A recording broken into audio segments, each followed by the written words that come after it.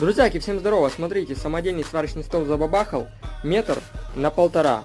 Смотрите, насколько веселый у меня пол в мастерской. Но тем не менее, стол стоит по уровню во всех 4 сторонах. И как это добиться, я вам сейчас расскажу.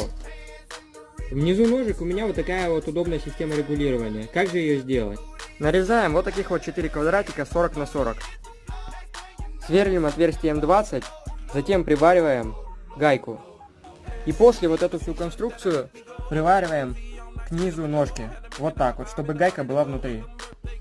Вкручиваем болт М20 и ключом можно плавно регулировать уровень.